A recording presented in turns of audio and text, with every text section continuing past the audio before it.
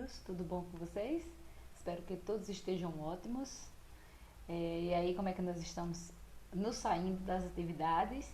Estão compreendendo tudo direitinho? Estão tirando dúvida na sala de aula? Estão fazendo boas atividades lá com seu professor?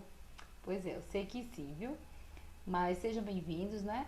Vamos fazer o nosso reforço da aula da semana anterior. Estão lembrados do que foi que nós falamos? Sobre o clima, não é? Sobre o tempo, previsão do tempo, não foi isso? Então vamos começar a nossa aula. Nosso livro, nós seguiremos da página 140 até a página 149.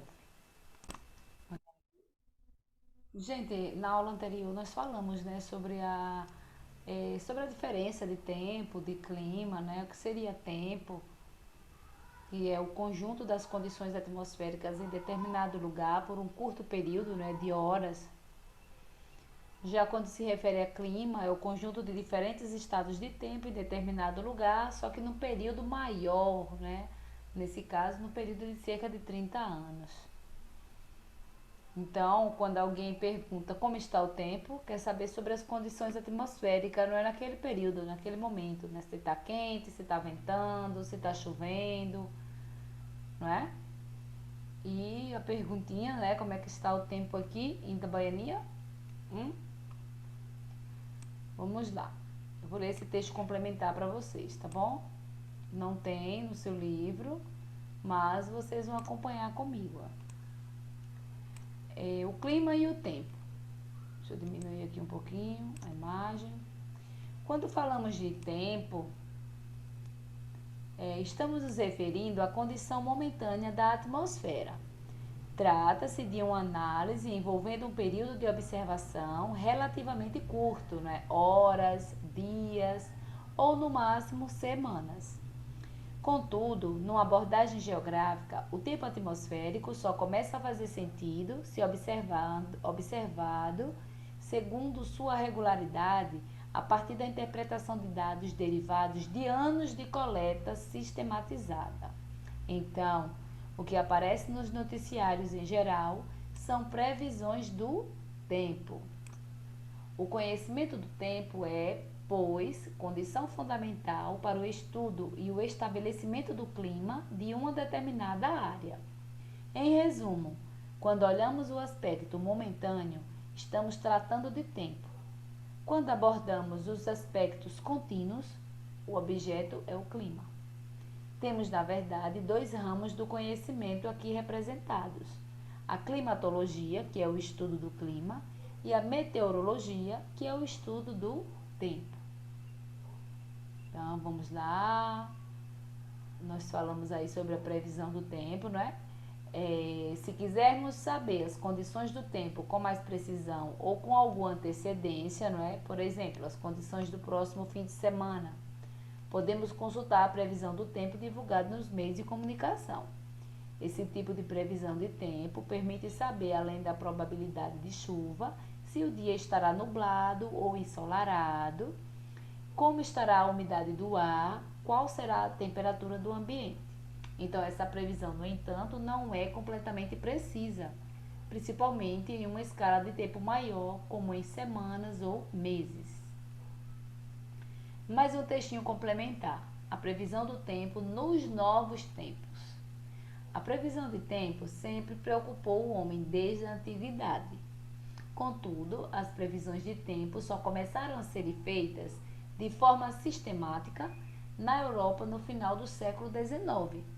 Naquela época, as previsões eram feitas com um prazo máximo de 24 horas. Segunda Guerra Mundial, a meteorologia teve um grande avanço devido à necessidade de determinar rotas de voo e navegação, assim como definir estratégias militares. O radar meteorológico foi desenvolvido a partir do radar militar, pois em dias de chuva as imagens ficavam muito mais difusas. Estas melhoras foram acompanhadas pelo surgimento de novas teorias que tinham a finalidade de explicar o funcionamento dos sistemas de tempo. Vamos lá. Prever o tempo é importante? Você considera importante? Você acha que tem serventia? Ou você nunca parou para pensar? Vamos lá. É importante sim, não é? Ele nos ajuda em muitas atividades. Por exemplo, se sabemos que vai chover, levamos o guarda-chuva quando saímos de casa. Ou dá pra gente evitar, né, gente, uma situação assim perigosa, né, de chuva forte, de deslizamento, de evitar de inundação. Dá para evitar essa situação, né, no caso das chuvas. Se a previsão está dizendo que vai cair muita chuva, então você tenta evitar, né, passar por aquela região. Mas vamos lá. Os pilotos de avião também precisam saber como o tempo está em diferentes locais para planejar as rotas e aumentar a segurança do voo. Na agricultura, essas informações são fundamentais para saber a hora do plantio e da colheita, né? Qual é o tempo da chuva, né? Em que período do ano costuma chover para poder fazer o plantio, né? A meteorologia, né, é a ciência que estuda as condições atmosféricas, ou seja, ela busca compreender as características físicas e químicas da atmosfera e as interações entre as características e a superfície terrestre. Os meteorologistas fazem a previsão de tempo estudando vários fatores como massa de ar, frentes frias ou quentes, umidade do ar, temperatura do ar, pressão atmosférica e velocidade e direção dos ventos. Vamos conhecer esses fatores? Vamos falar também sobre nuvens. Então, nós vimos nesse quadro aqui que tem alguns tipos de nuvens, né, que a gente pode estar vendo no céu aí. E elas têm suas características próprias, né, tem nomes e características próprias. Olha aqui, os cirros, estratos, cúmulos. Na outra página tem um restinho, né? Olha aí, cúmulos, nimbos e os nimbos, tá bom? Vamos seguir para o texto complementar. Gente, a importância do conhecimento da cobertura de nuvens. Dentre os componentes da atmosfera, a cobertura de nuvens é o principal agente nos processos de absorção e espalhamento da luz solar que incide sobre a Terra, seguido pelos gases e pelos aerossóis. Devido a isso, informações contínuas sobre a cobertura de nuvens são de grande importância e auxiliam na compreensão de várias questões ainda em aberto em diversas áreas das ciências atmosféricas e meio ambiente. A Terra está envolta quase que permanentemente por uma cobertura de nuvens que podem chegar a 50% da sua área total, o que torna as nuvens um componente atmosférico de grande relevância nos processos de absorção e espalhamento da radiação solar.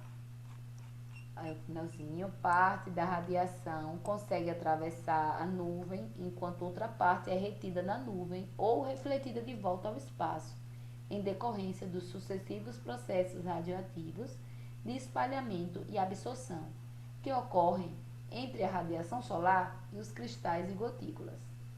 As nuvens podem fornecer informações importantes ao estudo das relações Sol, Terra e Clima. Um dos mecanismos propostos para explicar a relação que se observa entre mudanças do clima da Terra e a atividade solar é a modulação da cobertura de nuvens por íons atmosféricos produzidos por raios cósmicos. Aí lembra da pergunta lá inicial a respeito das nuvens, se você sabia, né, de que é formada a nuvem. Nós vimos lá que as nuvens são formadas por muitas gotículas de água em estado líquido ou por cristais de gelo em suspensão na atmosfera. Mas elas também podem conter poeira, pólen e até partículas de resíduos industriais.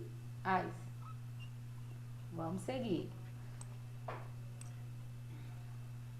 Olha aí.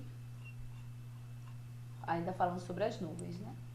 Gente, as cores das nuvens. A cor que vemos na nuvem depende da cor da luz que ela reflete. Por exemplo, ao meio-dia, em uma região em que o sol está a pino e a luz chega diretamente às nuvens, elas parecem ser brancas como algodão. No final da tarde, com o sol se pondo, as nuvens parecem ser amarelas, laranja e vermelhas. Veja aí a figura abaixo. Já pouco antes ou pouco depois do sol nascer ou se pôr, as nuvens parecem cinza. Então, são as mesmas nuvens, né? Só apenas depende da cor da luz que ela reflete. Vamos lá. Massas de ar. e as frentes. Nós vimos que a massa de ar é formada por um imenso volume da atmosfera em condições de umidade, pressão e temperaturas próprias, que pode se estender por centenas de quilômetros quadrados e milhares de metros de altura, por exemplo. Olha aí. Elas podem ficar estacionadas sobre extensas áreas por dias ou semanas, né? E quando se deslocam, podem encontrar outras massas e provocar transformações no tempo, fazendo o dia ficar mais quente ou mais frio ou provocando chuvas. Gente, no encontro de duas massas de ar com características de temperatura, umidade e pressão de ar diferentes, forma-se uma frente, que é a região de contato com duas massas de ar. Quando a massa de ar quente se desloca em direção a uma massa de ar frio e que está parada sobre uma região, ocorre uma frente quente. Olha aí. Observe o deslocamento, né, das massas e veja o que acontece. A frente fria ocorre quando uma massa de ar frio avança em direção a uma massa de ar quente e úmido que está parada sobre uma região. A massa de ar quente é empurrada para as camadas mais altas da atmosfera. Observe aí na imagem. Geralmente, na ocorrência dessas frentes, há ventos fortes, né, queda de temperatura e chuvas fortes, que param um pouco depois que a frente passa. Nós também falamos em a umidade do ar e das chuvas. A umidade do ar indica a quantidade de vapor de água na atmosfera. A umidade relativa do ar indica a relação entre a quantidade de vapor de água em uma porção da atmosfera e a quantidade máxima de vapor que essa mesma porção pode suportar. O aparelho que serve para medir a umidade do ar é chamado de higrômetro. Olha aí a imagem do higrômetro, marcando a umidade em torno de 50%, que é percentual, umidade relativa do ar. Gente, a quantidade de chuva em uma região é medida pelo pluviômetro. Nesse aparelho, a água da chuva é recolhida e fica armazenada no interior do equipamento. Diariamente, às 9 horas, um profissional da estação meteorológica faz a leitura e a anotação do total precipitado. Olha aí a imagem do pluviômetro. Vamos ler esse quadro aí, Ciências e Sociedade. IBGE aponta 8,2 milhões sob risco de enchente ou deslizamento no Brasil. Olha só, gente, que estimativa ruim, não é? O país tinha cerca de 8,2 milhões de pessoas vivendo em áreas com risco de enchente ou deslizamentos de terra em 2010. É o que mostra o estudo inédito feito pelo IBGE, né, que é o Instituto Brasileiro de Geografia e Estatística, e pelo CEMADEM, que é o Centro Nacional de Monitoramento e Alertas de Desastres Naturais. Segundo o coordenador da área de Geografia... Segundo o coordenador da área de Geografia do IBGE, Cláudio Steiner, as características gerais do território persistem e os resultados poderão ser utilizados para o desenvolvimento de políticas públicas futuras para essas regiões. O Sudeste é a região com maior contingente de moradores em área de risco. Olha que perigo, gente. Com 4,2 milhões de pessoas, seguidas do Nordeste com 2,9 milhões, Sul 703 mil, Norte 340 mil e Centro-Oeste 7,6 mil. Steiner explica que, em geral, as populações que vivem em áreas de risco têm rendas mais baixas e menor acesso a serviços públicos básicos, como água encanada, rede coletora de esgoto e coleta de lixo. E isso não significa, no entanto, que não existam pessoas de padrão de vida mais elevado que vivem em locais de risco. A falta de serviços básicos pode ser um elemento que agrave ou precipite desastres naturais.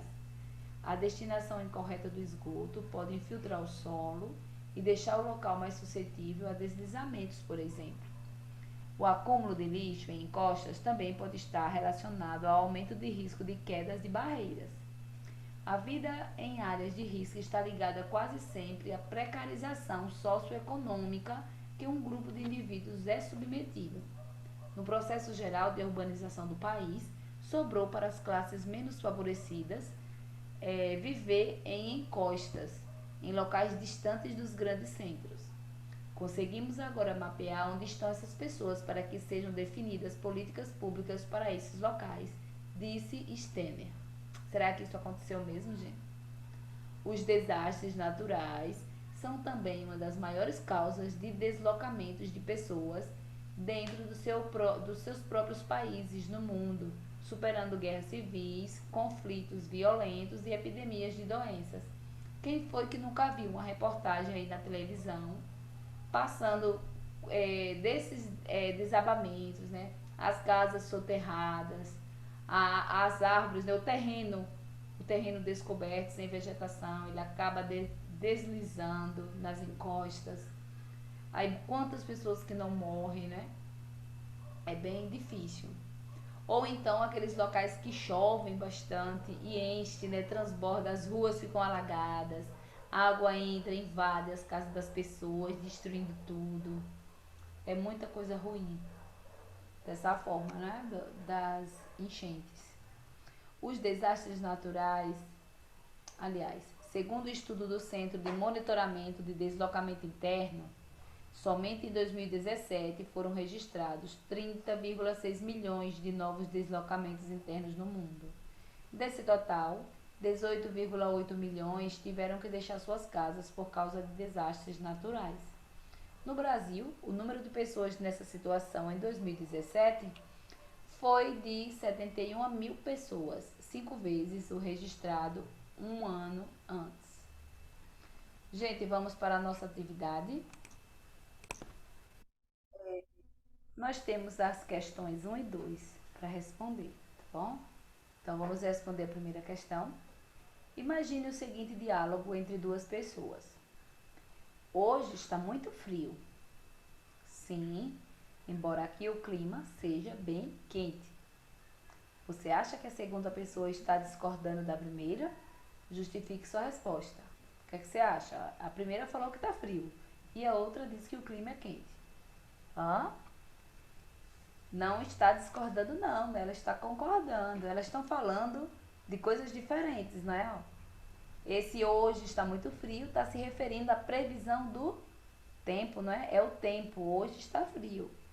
Mais embaixo ela se refere ao clima, que não corresponde a hoje, né? Quando a gente fala em clima, a gente está falando de um período de tempo bem grande, não é? Não é falando só de um período curto.